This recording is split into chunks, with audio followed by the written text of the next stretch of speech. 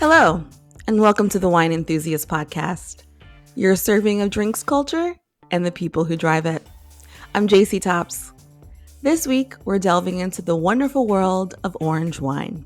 So just what is this amber hue wine, and how is it produced? And why have we been seeing more and more options popping up on menus at restaurants and bars over the last few years?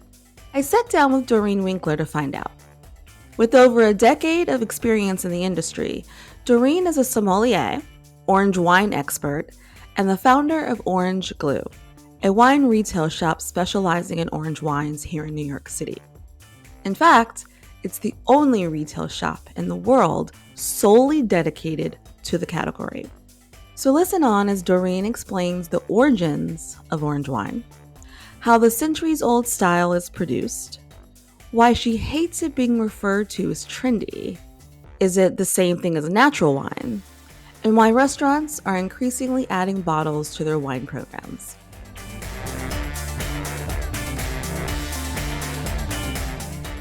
Every glass of wine tells a story.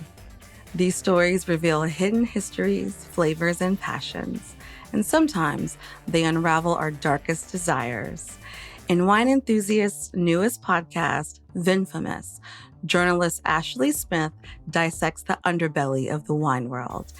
We hear from the people who know what it means when the products of love and care become the source of greed, arson, and even murder. Each episode takes listeners into the mysterious and historic world of winemaking and the crimes that have since become Vinfamous. This podcast pairs well with wine lovers, history nerds, and crime junkies alike. So, grab a glass of your favorite wine and follow the podcast to join us as we delve into the twists and turns behind the all-time most shocking wine crimes. Follow Vinfamous on Apple, Spotify, or wherever you listen, and be sure to follow the show so you never miss a scandal. New episodes drop every other Wednesday. Hi, I'm Jacy Topps, a print editor here at Wine Enthusiast, and my guest today is Doreen Winkler. Working in the wine industry for over a decade, Doreen is a sommelier, orange wine expert, and the founder of Orange Glou, a wine retail shop specializing in orange wines here in New York City. Welcome, Doreen. I'm so glad you can join us today. Thank you, Jacy. I'm so happy to be here. Okay, so let's just jump right in. Our topic is going to be orange wine, and you are an expert. What is orange wine, and where did it originate from? Orange wine is made from white grapes. They're utilizing the grapes, the skins, the stems, and the seeds. So when you have white wine, you're just pressing the white grapes. But when you make orange wine, you're using all of the goods that the grape has. Okay, so just to be clear, there are no oranges in orange wine. No oranges have been harmed in the process. I mean, it's not to it's kind of a fun question, but it's not to poke fun at anyone. But I know I've had people when I try to explain orange wine, like, "Oh, are there oranges, and what kind of oranges?" And so I just kind of want to be clear that orange wine is not made from oranges. I'm getting this question every single day. And my team always says if they get $1 for every time they get asked that, they would be rich. Um, so I totally understand. So, what is your background with orange wine? Like, how did you get into the wine industry and start studying orange wine? So I'm a sommelier. I'm originally from Germany. I was one of the youngest sommeliers out there. My first job practicing being a sommelier was 22. And yeah, I was actually having a very traditional sommelier career. You know, worked with all the Bordeauxs and the Burgundies and the Champagnes and all these leading wines of the world. And then something really has switched where I was like, I was getting more educated about how wine was made, really, because even you're a sommelier and you know a lot of things about the regions and the wines, but nobody actually talks about how these wines are made and how many additives are in there and why they taste every single year very similar and so on. And I was dabbling into natural wine. And back then, that was literally 10 years ago here in New York City, there were a lot of restaurants kind of interested, but they didn't want to go full. And then I met a chef that worked at Noma in Denmark, and he wanted to hire me and wanted a full on natural wine list. And that's when it all started. I was pairing a 19-course menu at this restaurant, and I just really saw how well orange wine pairs. It's just extremely versatile. And like my obsession with orange wine really started there. That was 10 years ago, yes. And I have ever since like kind of seeked out, then starting seeking out the restaurants that have some orange wines, but they were not so many. And I started creating my own little job that is like a sommelier on retainer. So I worked with a lot of small restaurants in the city and in the Hamptons, but on retainer, and did their wine programs and also their staff training and everything that belongs there, the numbers. And I put a lot of orange wines on these lists, and I was really like thriving. And I felt like, I can really educate on that, and I can get the team involved and get them super excited. And I was very happy for a long time having all these retainers and working with different restaurants. It's just awesome, like putting different concepts together and really like honing it in. And I wanted to do something that's more personal for myself. And so I started the Orange Glou Wine Club. Oh, wow. Okay. It's all a whole progression, and yeah, the wine club took off in the pandemic. I started in the fall of 2019, and it was so lowly just a wine club. You're not supposed to like. It's not a one-off. It's really like a commitment. And yeah, during the pandemic, I lost all the retainers, which was very scary because there were four retainers. My rent was paid. Mhm. I was doing really good. And yeah, all of a sudden, like you're standing there, you're like, oh.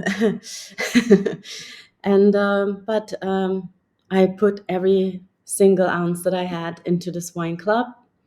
And I think that my wine club is very, very honest. And there's no fillers in there. And it's just really like my little baby, my little love project, so to say. And to this day, it's going very well.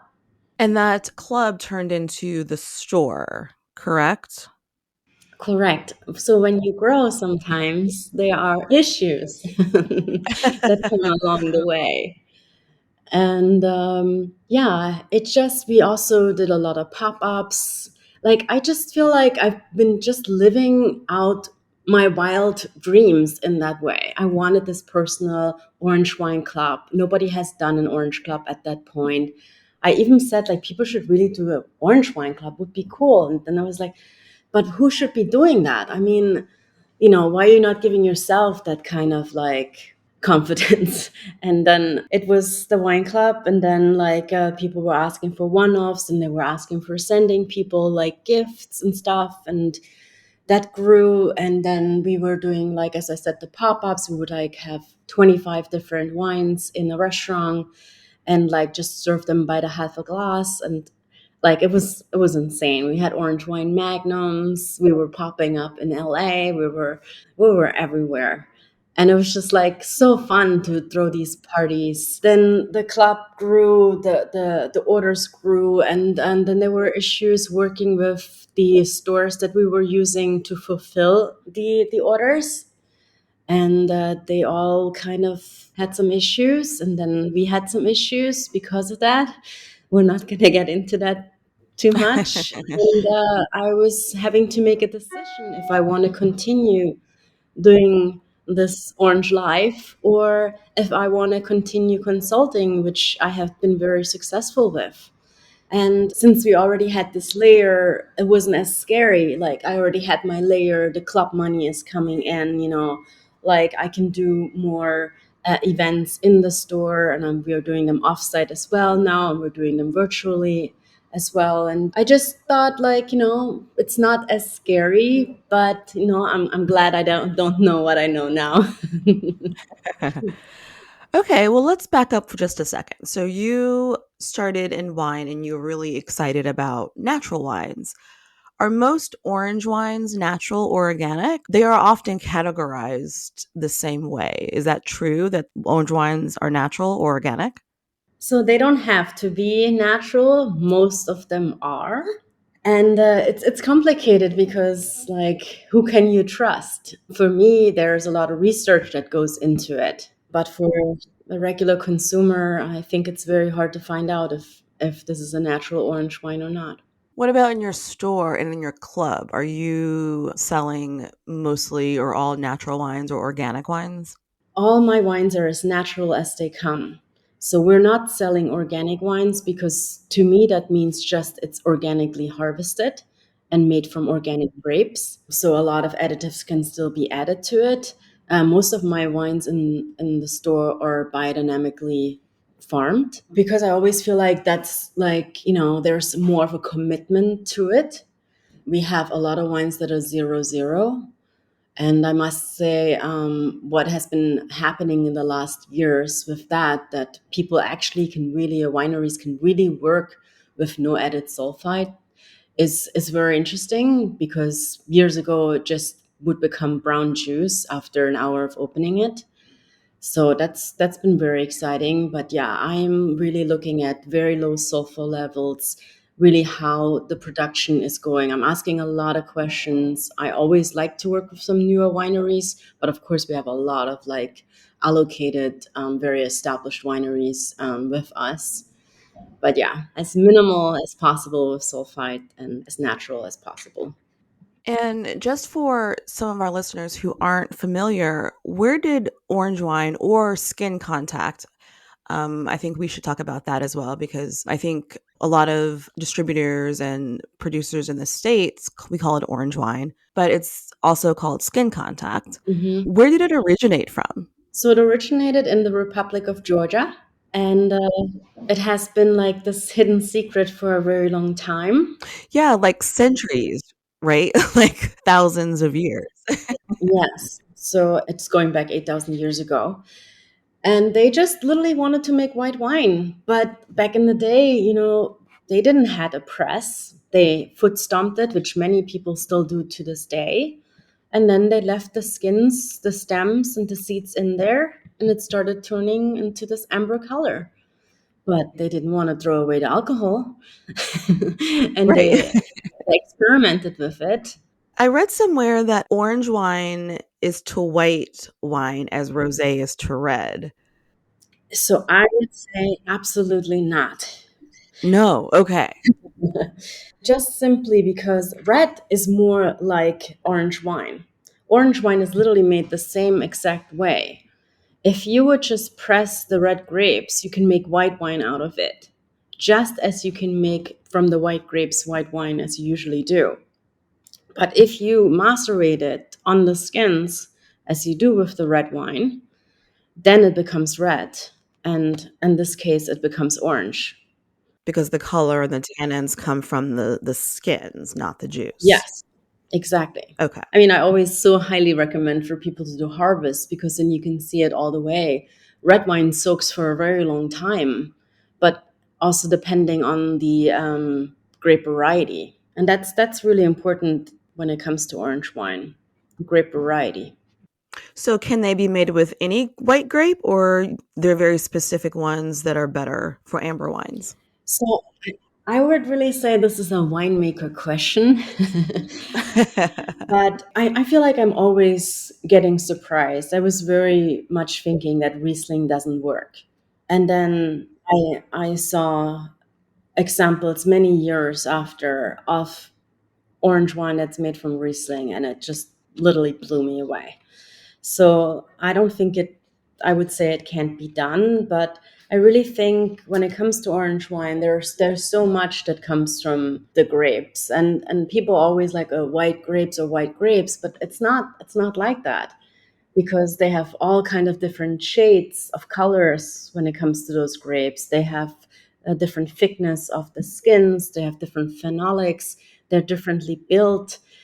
I mean, there's so much to it, and the winemaker really knows their grape well within their regions. They don't have to study all the 20,000s of grapes. They know them well in their regions, and they know kind of they can see like how long a maceration for this specific variety is good. So I feel like it can be done, and I feel like other grapes are better suited for that than some grapes are better suited than others.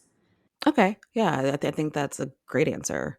I feel like orange wines, the ones that I've tried, are fresh and very little aging, but I have heard of oak aging. So, are you familiar with a lot of orange wines that are aged in oak as well? So, for first of all, there are many different orange wines that are actually ageable, and so we have a lot of them in the store. And so it's like the same as with other wines. Some are made for enjoyment now, and some are made for like you can store them for many years and enjoy them in 10 years or 20 years. There is sometimes oak aging involved, but it's usually natural oak or neutral oak, as it's called. So it's not like the freshly toasted oak barrel in the first use, because when it comes to natural wine, and that's mostly what orange wine is, we're not looking to add any kind of flavoring to the wine. So yeah, I see a lot of large barrel, 600-liter food rests and so on that have been used for many years and never, and then they're being used for orange wine.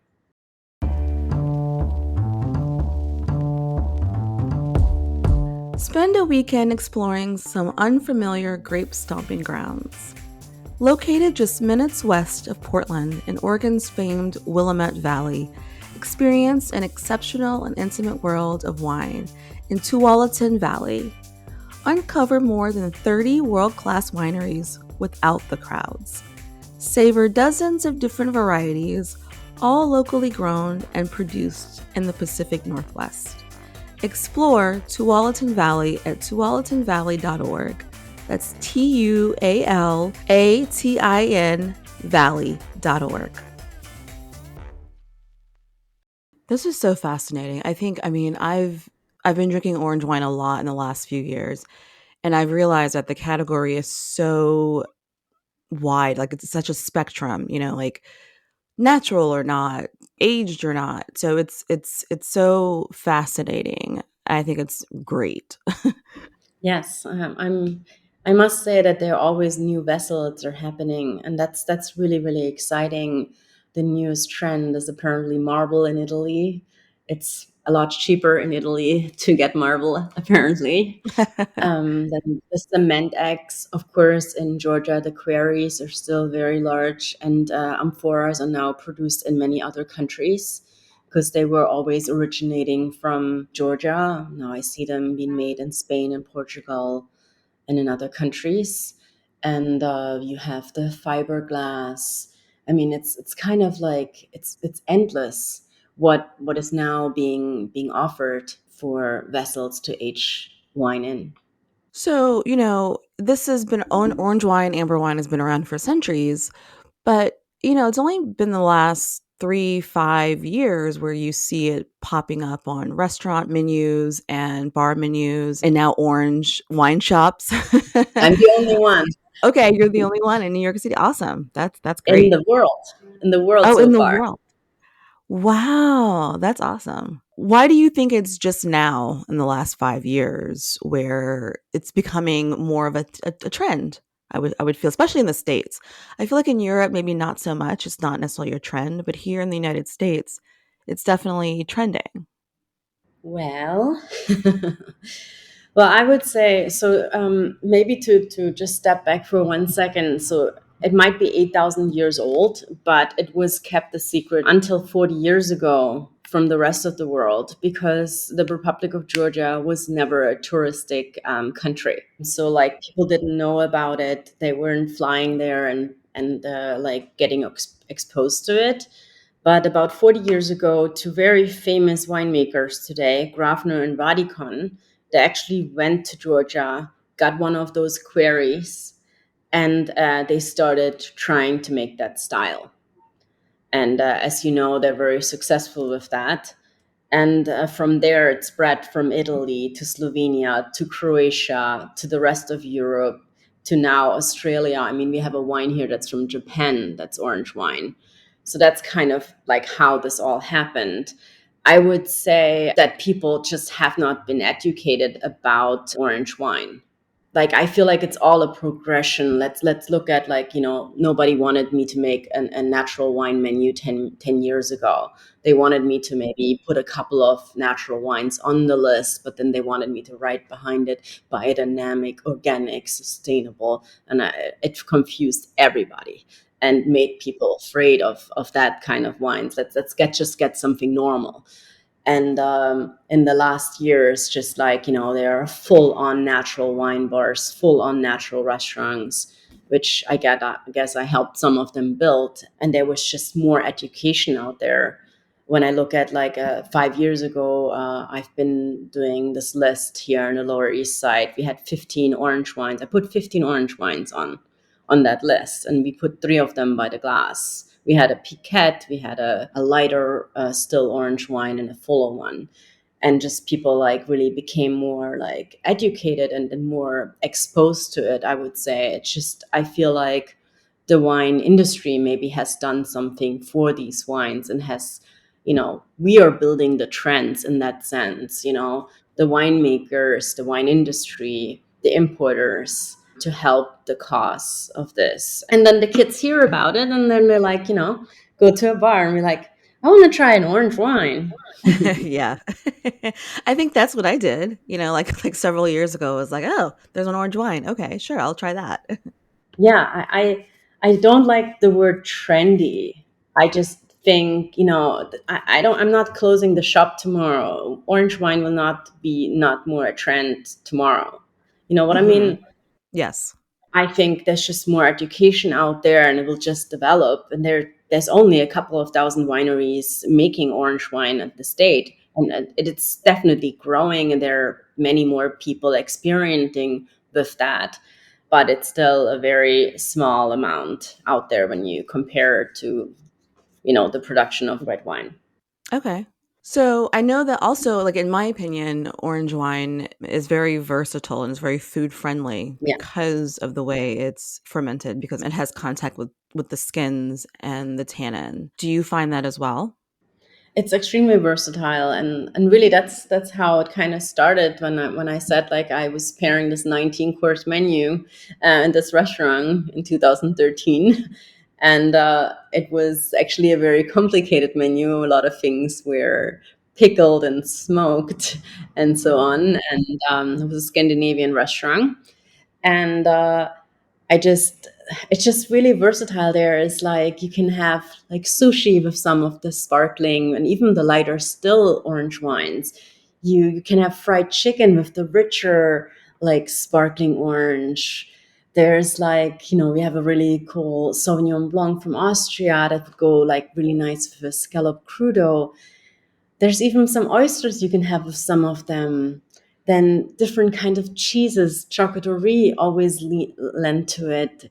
There are wines you can have with some lamb chops, and yeah, it's literally like it doesn't stop. There's a lot of Asian cuisine that works well, ramen. It's pretty endless. It's very versatile. I really like that. And when people come in the shop, they can actually always see some tasting notes, but also the pairings, and they're always like, "Oh my God, you're making me hungry." And sometimes some people really, like, go with it, and they're like, "Yeah, that's what we're gonna do tonight," because you always need some inspiration, what to do for dinner or what to get for takeout. Exactly. Yes, you're definitely making me hungry. So, when people in your experience actually try it, actually come into your shop and, when you have tastings, and are they really into it at that point? Like, are you seeing as soon as they try it, people are really into it? So in our tastings, I always make sure we have a variety of different wines. So they're not starting with, like, a 10-year aged, 1 year skin contact the wine. Mhm. It's usually like a evolution. We do like, so once a month we do like a deep dive that we really deep into a specific region, and we taste different grape varieties in sparkling and still. And so you learn a lot about that. Then we have regular tastings that are usually also like from a specific country. And yeah, they're usually just, if they're new, they're very surprised, and they think it's actually easier digestible that they would have thought it is. There's always like, people are always a little scared sometimes. It's wine, it's delicious, you know? Right. Right. There's something for everyone in this category. It's so, it might be so niche, but it's so broad in the end of the day. There are different ways of even making the sparkling wine. It's not just orange pet nat. There are different types.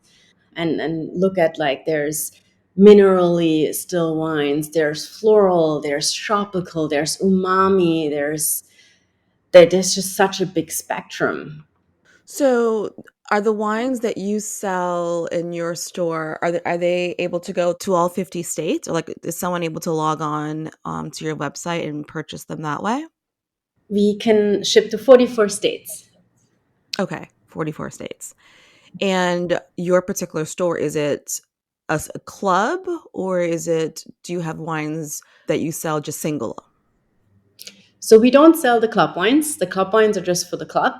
And then we have anything between 70 and 100 orange wines on our shelves. So they can just be selected. Yeah, I came into your store, what was it, 2 years ago. So it was during COVID, but it was great. I loved your store. Thank you. So I just have one final question for you. What are you drinking these days? What's in your glass? So I've been a little bit obsessed with piquettes lately. So they're just made from the second press of skins, some water, and some yeast. It's just super easy to drink in the summer. And when you work as much as I do, it's good to have like a lower alcohol drink, and just like a small amount at the end of the day, or not every day, of course, some days. But I also, like, it kind of depends. I'm always like in a different kind of mood. What am I pairing? What am I doing tonight? Am I going to a friend's rooftop? What am I bringing? I love the variety, and like I get bored really easily. But with orange wine, I don't get bored because there's so much more to explore and so much to drink. So, like, yes, I've been drinking a lot of Piquette, and I wish more people would be making Piquette. Please, winemakers out there, it's so good. And but yeah, I'm in a different mood all the time. I agree with that. I definitely love a nice chilled baguette. There's nothing better. Like a great aperitif, or even with some food, it's great. Hmm. Doreen, thank you so much for joining us today, and I cannot wait to stop by your store again. I'm so lucky that I live in New York City. Thank you so much, Jacy.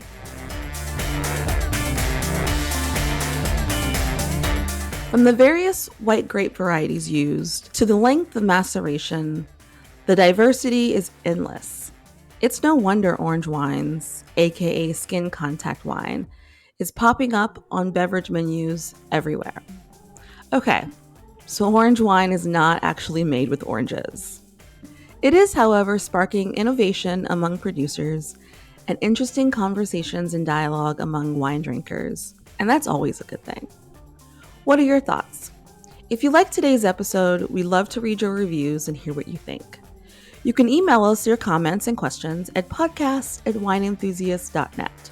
And hey, why not tell your wine-loving friends to check us out too? Remember, you can subscribe to this podcast on Apple, Google, Spotify, and anywhere else you listen to podcasts.